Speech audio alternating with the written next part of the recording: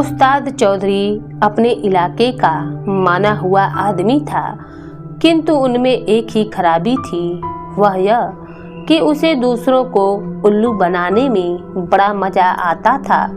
जिस दिन दो चार को उल्लू न बनाता, उस दिन उसे चैन न पड़ता।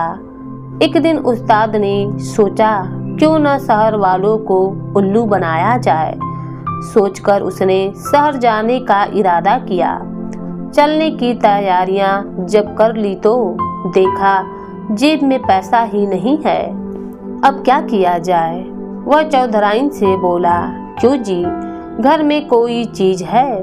चौधराइन ने बताया, सेर भर घी होगा, इसी को बेचकर अपना काम चलाओ। अरे हट पगली, सेर भर घी क्यों खराब किया जाए, पाव भर काफी है। उस्ताद ने एक मटकी में गले तक मिट्टी भर ली और ऊपर से पाव भर घी थोप दिया। मटकी घी से भरी भरी दिखने लगी। मटकी हाथ में लेकर उस्ताद जी शहर की ओर चल पड़े। शहर में गली बाजार और मोहल्लों से होते हुए वे एक सुनार की दुकान पर जा पहुँचे। देखा दुकान पर चांदी की मूठ वाली एक सुंदर तलवार लटक रही है। देखकर उस्ताद जी की आंखें ललचा गईं। वाह, क्या चीज है! सोचा बात करनी चाहिए, सौदा पट जाए तो मजा आ जाएगा। मटकी को दुकान के आगे रखते हुए पूछा, भाई लाला, तलवार कितने की होगी? अपनी गंजी खोपड़ी को खुजलाते हुए लाला जी बोले, तलवार तो सस्ती है, लेकिन तुम कहाँ से आए हो और इस मटके में क्या है? मैं गांव से आया हूँ। इस मटके में गांव का घी है, एकदम शुद्ध और ताजा घी। देखकर लाला के मुंह से लार टपकने लगी। बोला, देखो चौधरी, यह तलवार भी शुद्ध चांदी की है। इसे बनाने में भी बहुत पैसा लगा है, पर मैं देखता हूँ कि तलवार तुम्हें बहुत पसंद है, तो ले लो।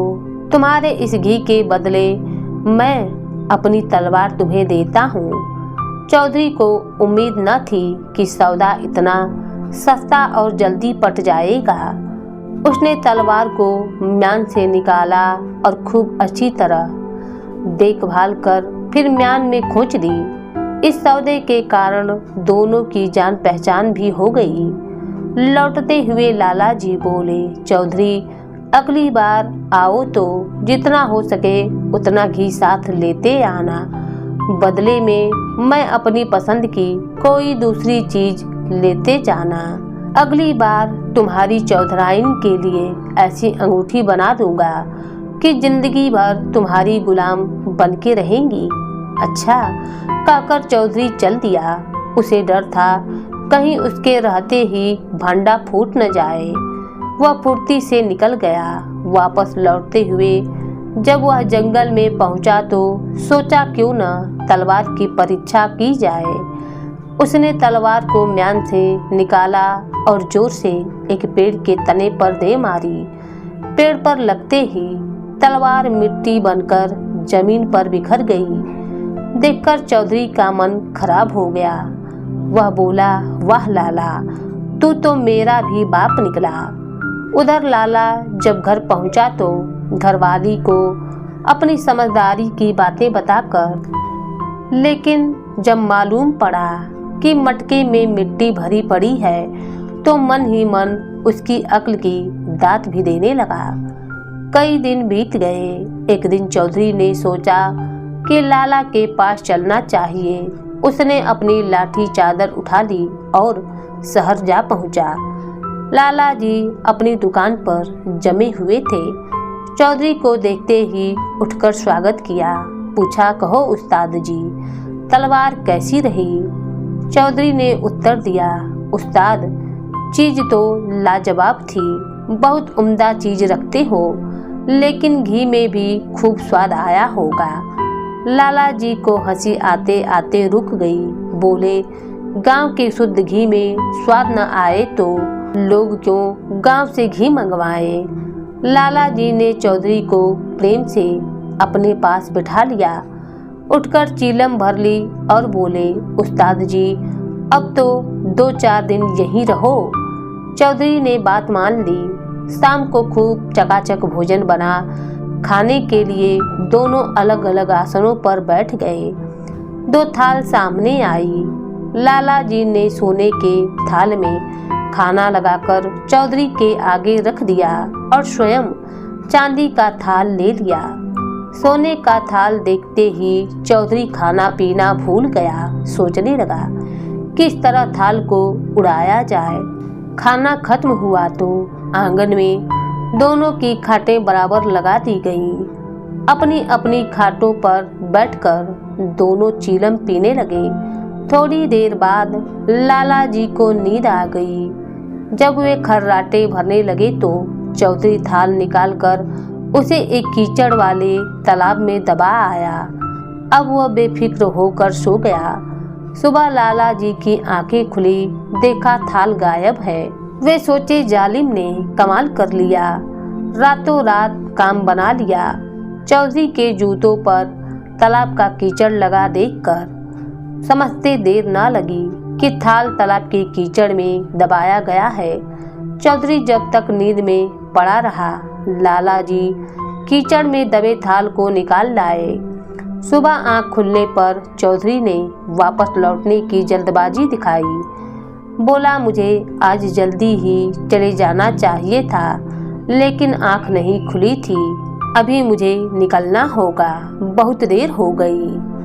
कोई बात नहीं, खाना खाकर चले जाना, कहकर लाला जी ने उसे रोक लिया। दिन में जब दोपहर के खाने पर चौधरी ने सोने का थाल अपने आगे पाया तो उसकी आंखें खुल गईं। लाला तो बहुत धनवान मालूम पड़ता है। बोला, लाला जी आपके पास तो ऐसे कई थाल होंगे ना? एक ही थाल था, वह भी बहुत पुराना हो चुका है। लाला का उत्तर सुनकर चौधरी ताड़ गया कि लाला भी कम उस्ताद नहीं है।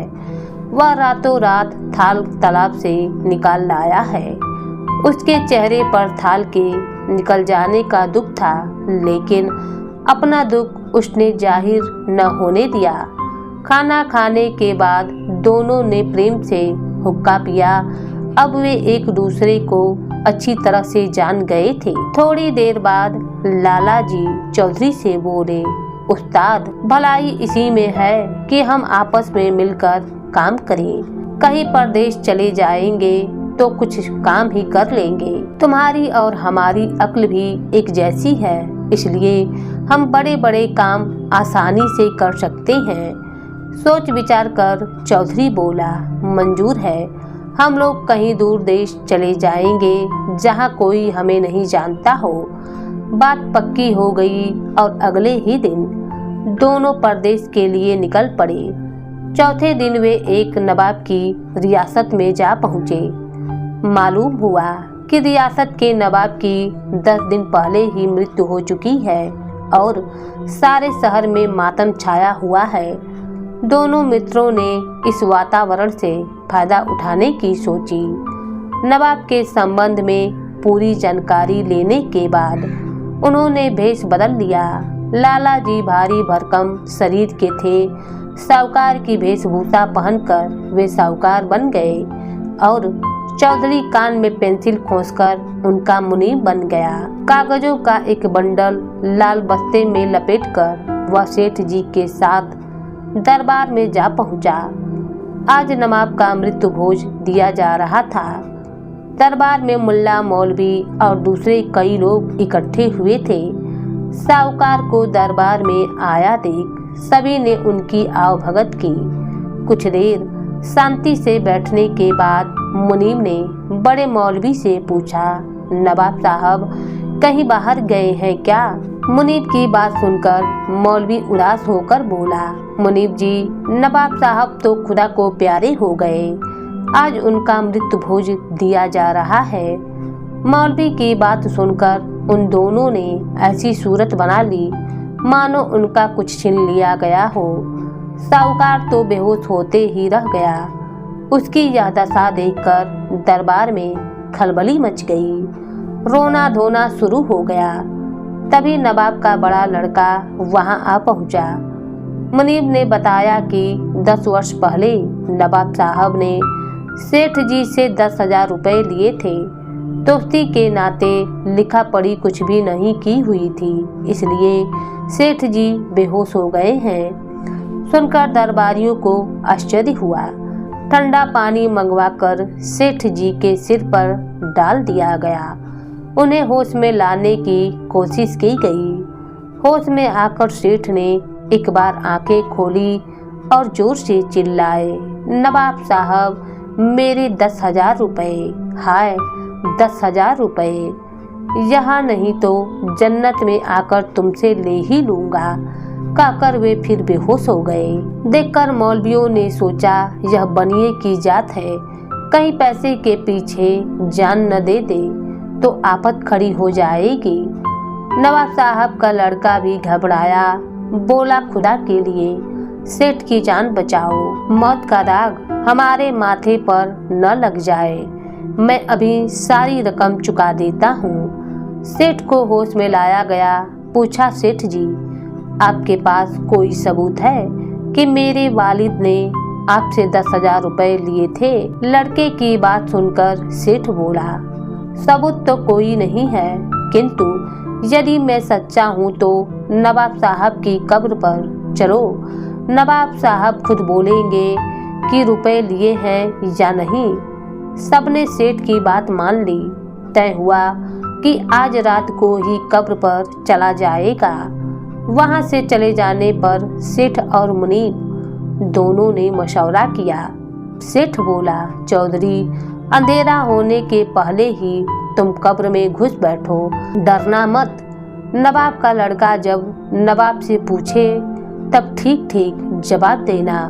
चौधरी बोला, मियाँ घबराती क्यों हो, बेफिक्र रहो, लेकिन बरखुरदार, कहीं रुपया लेकर चंपत न हो जाना। ऐसा न हो कि मैं कब्र में ही पड़ा रहूं और तुम गुलछर्रे उड़ाते रहो। बात पक्की हो गई। आधी रात के समय नवाब की मजार पर सारे शहर के लोग इकट्ठा हो गए। कब्र के किनारे एक तरफ सेठ जी खड़े थे, दूसरे किनारे नवाब के शहजादे आकर खड़े हो गए। कब्र पर झुककर शहजादे ने पूछा तो आवाज आई, हाँ बेटा, कुछ वर्ष पहले सेठ जी ने मेरी मदद की थी, तुम उन्हें 10 के बजाय 15,000 रुपए दे दो, उनका एहसान मैं आज भी नहीं भूल सकता हूँ। सुनकर लोग सन्नाटे में आ गए। सेठ जी सच्चे साबित हो चुके थे। दूसरे दिन जल्दी ही 15,000 की थैली सेठ जी को सौंप दी गई। 15,000 चांदी के सिक्के लेकर सेठ जी के कदम जमीन पर नहीं पड़ते थे। मन में स्वार्थ तो भरा ही था। सोचा, अब कौन जाकर चौधरी को कब्र से निकाले, किसी ने देख लिया तो सारी रकम जाएगी और ऊपर से जूते जो पड़ेंगे सो अलग। चौधरी किसी तरह स्वयं निकल आए तो ठीक है, न निकला तो वहीं उसका राम नाम शत हो जाएगा। सोचकर सेठ बगल में गठरी दबाए तेजी से अपने घर की ओर चल पड़ा। इधर चौधरी कब्र में पड़े पड़े कुछ देर तड़पता रहा। इसके बाद जोर जोर से चिल्लाने लगा। कुछ लोगों ने उसकी आवाजें सुनी और वह बाहर निकल आया। चौधरी फिर लाला की ताक में निकल पड़ा।